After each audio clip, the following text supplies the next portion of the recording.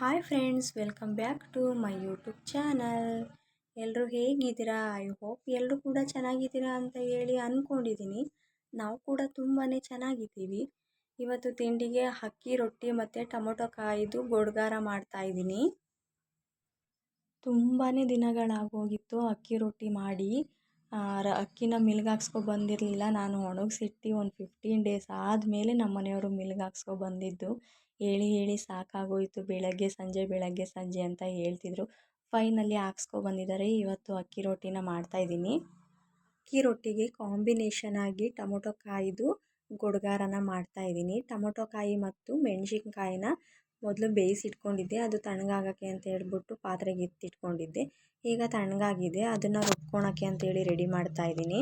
Tomato ಕಾಯಿ ಮತ್ತು ಮೆಣಸಿನ್ಕಾಯಿನ ಬೇಯಿಸ್ಕೊಂಡಿದ್ನಲ್ವ, ಅದ್ರ ಜೊತೆಗೆ ಬೆಳ್ಳುಳ್ಳಿ ಮತ್ತು ಜೀರಿಗೆನ ಹಾಕ್ಬಿಟ್ಟು ರುಬ್ಕೋಬೇಕು. ಅಷ್ಟೇ, ಬೇರೆ ಏನನ್ನೂ ಆ್ಯಡ್ ಮಾಡಲ್ಲ. ಅದಕ್ಕೆ ಒಗ್ಗರಣೆಗೆ ಅಂತ ಹೇಳ್ಬಿಟ್ಟು ಈರುಳ್ಳಿ ಮತ್ತು ಕರಿಬೇವನ್ನ ರೆಡಿ ಮಾಡಿಟ್ಕೊಂಡಿದ್ದೀನಿ. ಜಾಸ್ತಿ ಏನು ಒಗ್ಗರಣೆ ಹಾಕುವಂಥದ್ದಿರಲ್ಲ ಇದಕ್ಕೆ.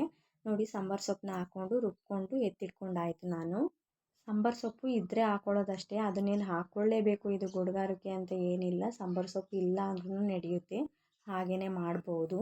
ಅದನ್ನು ರುಬ್ಬಿಟ್ಬಿಟ್ಟು ನಾನು ಈಗ ಒಗ್ಗರಣೆಗೆ ರೆಡಿ ಮಾಡ್ತಾಯಿದ್ದೀನಿ. ಒಗ್ಗರಣೆಗೆ ಏನಿಲ್ಲ, ಸಿಂಪಲ್ ಎಣ್ಣೆ ಹಾಕ್ಬಿಟ್ಟು ಸ್ವಲ್ಪ ಸಾಸಿವೆ ಹಾಕಿ ಕರಿಬೇವು ಮತ್ತು ಈರುಳ್ಳಿನ ಹಾಕಿ ಕನಗಿಸ್ಕೋಬೇಕು ಅಷ್ಟೇ.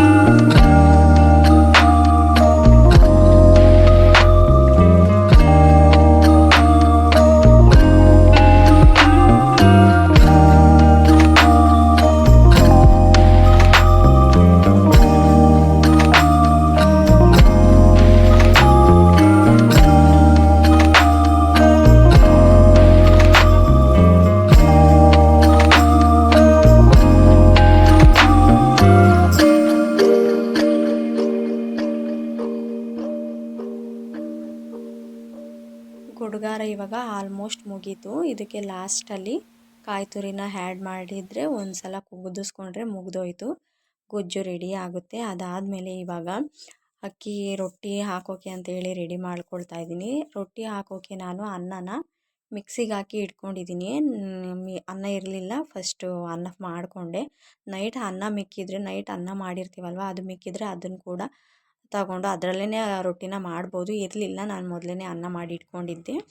ಅದನ್ನು ಮಿಕ್ಸಿಗೆ ಹಾಕ್ಕೊಂಡೆ. ಯಾಕೆ ಅಂದರೆ ಹಾಗೆ ಮಿದ್ಕೋಬೋದು. ಮಿಕ್ಸಿಗೆ ಹಾಕಿದ್ರೆ ಬೇಗ ಆಗುತ್ತೆ, ಮಿದಿಯೋಕ್ಕೆ ತುಂಬ ಟೈಮ್ ಬೇಕಾಗುತ್ತೆ. ಹಾಗೇ ಅನ್ನನ ಹಾಕ್ಕೊಂಡು ಮಿದಿಯೋದಾದರೆ, ಮಿಕ್ಸಿಗೆ ಹಾಕ್ಕೊಂಡ್ರೆ ಬೇಗ ಆಗೋಗುತ್ತಲ್ಲ ಮಿದಿಯೋದು ಅಂತ ಹೇಳ್ಬಿಟ್ಟು ನಾನು ಮಿಕ್ಸಿಗೆ ಹಾಕ್ಕೊಳ್ತೀನಿ. ಮತ್ತು ಉಪ್ಪನ್ನು ಕೂಡ ನಾನು ಮಿಕ್ಸಿಗೆ ಅನ್ನನ ಹಾಕ್ತೀನಲ್ವ, ಅದರಲ್ಲೇ ಅನ್ನದ ಜೊತೆಗೇ ಉಪ್ಪನ್ನು ಕೂಡ ಹಾಕ್ಬಿಟ್ಟು ಮಿಕ್ಸಿಗೆ ಹಾಕ್ಕೊಬಿಡ್ತೀನಿ. ನೀಟಾಗೆಲ್ಲ ಅದರಲ್ಲಿ ಮಿಕ್ಸ್ ಆಗಿಬಿಡುತ್ತಲ್ವ ಅಂತ ಹೇಳ್ಬಿಟ್ಟು ನಾನು ಉಪ್ಪನ್ನು ಕೂಡ ಅದರಲ್ಲೇ ಆ್ಯಡ್ ಮಾಡಿ ಮಿಕ್ಸಿ ಮಾಡ್ಕೊತೀನಿ. ಅದಾದಮೇಲೆ ನೋಡಿ, ಸ್ವಲ್ಪ ನೀರನ್ನ ಹಾಕ್ಕೊಂಡು ಮಿದ್ಕೊಳ್ತಾ ಇದ್ದೀನಿ. ಇವಾಗ ತುಂಬ ಗಟ್ಟಿಗೂ ಕೂಡ ಮಾಡ್ಕೋಬಾರ್ದು ಹಿಟ್ಟನ್ನ, ಮತ್ತು ತೆಳುವಾಗೂ ಮಾಡ್ಕೋಬಾರ್ದು. ನೋಡ್ಕೋಬೇಕು ಕರೆಕ್ಟಾಗಿ. ತುಂಬ ತೆಳುವಾಗಿಬಿಟ್ರೆ ರೊಟ್ಟಿನ ಎತ್ತಿ ಹಂಚ್ ಮೇಲೆ ಹಾಕುವಾಗ ಕಿತ್ತೋಗ್ಬಿಡುತ್ತೆ. ಮತ್ತು ಗಟ್ಟಿ ಆದರೆ ತೊಟ್ಟಕ್ಕಾಗಲ್ಲ ರೊಟ್ಟಿನ. ಅದಕ್ಕೋಸ್ಕರ ನಮಗೆ ಹೇಗೆ ಬೇಕೋ ಅದನ್ನು ನೀಟಾಗಿ ನೋಡಿಕೊಂಡು ಮಾಡ್ಕೋಬೇಕು. ನೋಡಿ, ನಾನು ಈ ರೀತಿ ಮಾಡ್ಕೊಂಡಿದ್ದೀನಿ. ಈ ರೀತಿ ಇದ್ದರೆ ಏನು ಕಿತ್ತೋಗಲ್ಲ ರೊಟ್ಟಿ ಎತ್ತುವಾಗ ಎಲ್ಲ. ಅಕ್ಕಿ ಹಿಟ್ಟು ಇದ್ದರೆ ನಾನಂತೂ ವಾರದಲ್ಲಿ 2 ದಿವಸ 3 ದಿವಸನೂ ಮಾಡ್ತೀನಿ ರೊಟ್ಟಿನ. ಇರಬೇಕು ಅಷ್ಟೇ ಹಿಟ್ಟು ಮನೆಯಲ್ಲಿ. ನಾನು ತಿಂಡಿ ಮಾಡುವಾಗ ಆಲ್ರೆಡಿ 9:30 9:45 ಆಗೋಗಿತ್ತು. ಆವಾಗ ನಾನು ತಿಂಡಿ ಮಾಡೋಕ್ಕೆ ಬಂದೆ. ನಮ್ಮ ಮನೆಯವ್ರು ಕೆಲಸಕ್ಕೆ ಹೊರಟಿದ್ರು. ಫಸ್ಟು ಅವ್ರಿಗೆ ರೊಟ್ಟಿನ ತೊಟ್ಕೊಟ್ಟು ಅವ್ರಿಗೆ ತಿಂಡಿ ಹಾಕ್ಕೊಟ್ಟು ಆದಮೇಲೆ ನಾನು ವಿಡಿಯೋ ಶೂಟ್ ಮಾಡ್ಕೊಳ್ತಾ ಇರೋದು. ನಮ್ಮ ಹಾಸನ ಕಡೆ ಅಂತೂ ಅಕ್ಕಿ ರೊಟ್ಟಿನೇ ಜಾಸ್ತಿ ಮಾಡೋದು. ನಮ್ಮಮ್ಮ ಅವ್ರ ಊರ ಕಡೆ ಎಲ್ಲ ಡೈಲಿ ರೊಟ್ಟಿನೇ ಮಾಡ್ತೀವಿ. ಇವಾಗಷ್ಟೇ ಇತ್ತೀಚೆಗೆ ಡೈಲಿ ಬೇರೆ ಬೇರೆ ತಿಂಡಿಗಳು ಮಾಡ್ತಾಯಿದ್ದಿದ್ದು. ಆವಾಗಂತೂ ಈಗ ಒಂದು 10 ಇಯರ್ಸ್ ಹಿಂದೆ ಅಂತೂ ಡೈಲಿ ರೊಟ್ಟಿ. ಬೆಳಗ್ಗೆ ಏನು ತಿಂಡಿ ಅಂದರೆ ಡೈಲಿ ರೊಟ್ಟಿನೇ ಮಾಡ್ತಾಯಿದ್ದಿದ್ದು ಎಲ್ಲರ ಮನೆಯಲ್ಲೂ. ಇವಾಗ ಸ್ವಲ್ಪ ಕಮ್ಮಿ ಆಗಿದೆ.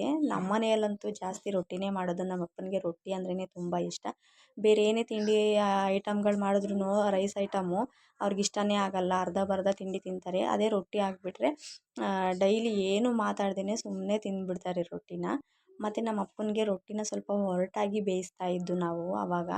ನಾವು ಸ್ವಲ್ಪ ಮೆತ್ತಗೆ ಇರೋ ಥರ ಬೇಯಿಸ್ಕೊತಿದ್ದು. ಮೆತ್ತಗಿದ್ರೆ ನಮ್ಮಪ್ಪ ರೊಟ್ಟಿನ ತಿಂತಾ ಇರಲಿಲ್ಲ ಅವರು. ಇವಾಗ್ಲೂ ನಮ್ಮಮ್ಮ ಜಾಸ್ತಿ ರೊಟ್ಟಿನೇ ಮಾಡ್ತಾರೆ. ಏನು ತಿಂಡಿ ಮಾಡಿದ್ದೀರಾ ಅಂತ ಕೇಳಿದ್ರೆ ಬೆಳಗ್ಗೆ ಫೋನ್ ಮಾಡಿದಾಗ ರೊಟ್ಟಿ ಮಾಡಿದ್ದೆ, ರೊಟ್ಟಿ ಹಾಕಿದ್ದೆ ಅಂತಲೇ ಹೇಳ್ತಾರೆ ನಮ್ಮಮ್ಮ ಅಂತೂ. ಅಮ್ಮ ಮಾತ್ರ ಇವಾಗ್ಲೂ ಕೂಡ ಅನ್ನನ ಕೈಯಲ್ಲೇ ಮಿದ್ಬಿಟ್ಟೇ ಅವರು ರೊಟ್ಟಿ ಹಾಕೋದು, ಮಿಕ್ಸಿಗೆಲ್ಲ ಹಾಕೊಳ್ಳಲ್ಲ. ಆದರೆ ನಮಗೆ ಸ್ವಲ್ಪ ಈಸಿ ಆಗುತ್ತಲ್ಲ ಅಂತ ಹೇಳ್ಬಿಟ್ಟು ನಾನು ಮಿಕ್ಸಿಯಲ್ಲಿ ಹಾಕ್ಕೊಳ್ತೀನಿ. ನೋಡಿ, ಫಸ್ಟು ರೊಟ್ಟಿನ ಈ ರೀತಿ ತೊಟ್ಕೊಬಿಟ್ಟು ಅದನ್ನು ಹಂಚ್ ಮೇಲೆ ಹಾಕಿ ಅದನ್ನು ತಳ ಬೆಂದ ಮೇಲೆ ಅದಕ್ಕೆ ನೀರನ್ನ ಸವರಬೇಕು. ನೀರನ್ನ ಸವರ್ದ್ಬಿಟ್ಟು ಮಡ್ಚಾಕಿ ಬೇಯಿಸಿದ್ರೆ ಅಲ್ಲಿಗೆ ರೊಟ್ಟಿ ಆಗೋಯಿತು. ನನಗಂತೂ ರೊಟ್ಟಿ ಅಂದರೆ ತುಂಬಾ ಇಷ್ಟ. ನಮ್ಮ ಮನೇಲಿ ಎಲ್ರಿಗೂ ಇಷ್ಟ. ನನ್ನ ತಂಗಿಗಾಗಲಿ, ಅಮ್ಮ, ನಾನು, ಅಪ್ಪ ಎಲ್ರಿಗೂ ರೊಟ್ಟಿ ಅಂದರೆ ತುಂಬಾ ಇಷ್ಟ. ಯಾಕೆಂದರೆ ನಮ್ಮ ಕಡೆ ಜಾಸ್ತಿನೇ ರೊಟ್ಟಿನೂ ಮಾಡ್ತಾಯಿದ್ವಿ. ನಮಗೂ ಕೂಡ ಅದು ಇಷ್ಟ ಆಗಿ ನಾನಂತೂ ಇವಾಗ ಮದುವೆ ಆಗಿ ಬಂದ ಮೇಲೂ ಕೂಡ ನಾನು ಯಾವಾಗ್ಲೂ ರೊಟ್ಟಿ ಮಾಡ್ತೀನಿ ನಮ್ಮ ಮನೆಯಲ್ಲಿ. ನಮ್ಮ ಮನೆಯವರು ಕೂಡ ರೊಟ್ಟಿನ ತಿಂದು ರೂಢಿಯಾಗಿರೋದ್ರಿಂದ ಅವರು ಏನೂ ಹೇಳಲ್ಲ. ರೊಟ್ಟಿ ಮಾಡಿದ್ದೀನಿ ಅಂದರೂ ಕೂಡ ಅವ್ರು ಇಷ್ಟಪಟ್ಟೇ ತಿಂತಾರೆ. ಅದಕ್ಕೋಸ್ಕರ ನಾನು ಯಾವಾಗಲೂ ಮಾಡೋದು ರೊಟ್ಟಿನ. ಅನ್ವಿಕಾ ಕೂಡ ತಿಂತಾಳೆ. ರೊಟ್ಟಿಗೆ ಬೀಟ್ರೋಟ್ ಪಲ್ಯ ಈ ರೀತಿ ಮಾಡಿದ್ರೆ ಇಷ್ಟಪಟ್ಟು ತಿಂತಾಳೆ. ಅವಳು ರೊಟ್ಟಿ ಆದರೆ ಬೇಡ ಅಂತ ಹೇಳಲ್ಲ.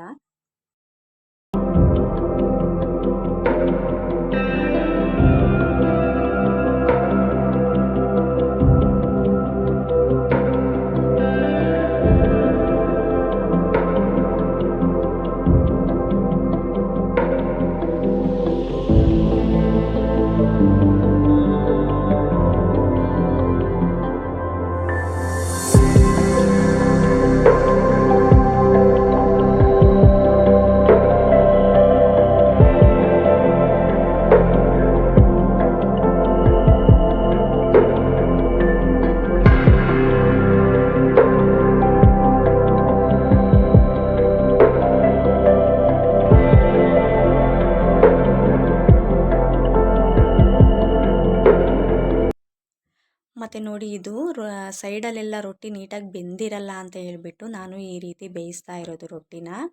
ಮತ್ತು ನಮ್ಮ ಕಡೆ ಅಂತೂ ಜ್ವರ ಬಂದಿರೋ ಟೈಮಲ್ಲಿ ಅಕ್ಕಿ ರೊಟ್ಟಿಗೆ ಇದು ಖಾರ ಪುಡಿದು ಗುಡ್ಗಾರ ಮಾಡ್ತಾರೆ. ಅದು ತುಂಬ ಒಳ್ಳೆ ಕಾಂಬಿನೇಷನು. ಜ್ವರ ಎಲ್ಲ ಇದ್ದರೆ ಕಹಿ ಇರುತ್ತೆ, ಬಾಯಿ ಏನು ತಿನ್ನೋಕ್ಕಾಗ್ತಾ ಇರಲ್ಲ.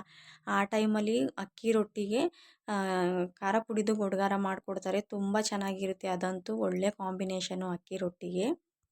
ಇದಿಷ್ಟು ಇವತ್ತಿನ ವಿಡಿಯೋ ಇಷ್ಟ ಆದವರು ಒಂದು ಲೈಕ್ನ ಮಾಡಿ. ಮತ್ತು ನೆಕ್ಸ್ಟ್ ವಿಡಿಯೋದಲ್ಲಿ ನಾನು ಸಿಗ್ತೀನಿ. ಅಲ್ಲಿವರೆಗೂ ವೆಯ್ಟ್ ಮಾಡ್ತಾ ಇರಿ.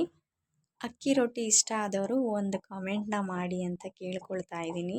ಇಲ್ಲಿಗೆ ಈ ವಿಡಿಯೋನ ಎಂಡ್ ಮಾಡ್ತಾ ಇದ್ದೀನಿ. ಮತ್ತು ವಿಡಿಯೋನ ಎಲ್ಲೂ ಕೂಡ ಸ್ಕಿಪ್ ಮಾಡಿ ನೋಡಬೇಡಿ. ವಿಡಿಯೋನ ಎಂಡ್ ಆಗೋ ತನಕ ನೋಡಿ ನಮಗೂ ಸಪೋರ್ಟ್ ಮಾಡಿ ಫ್ರೆಂಡ್ಸ್.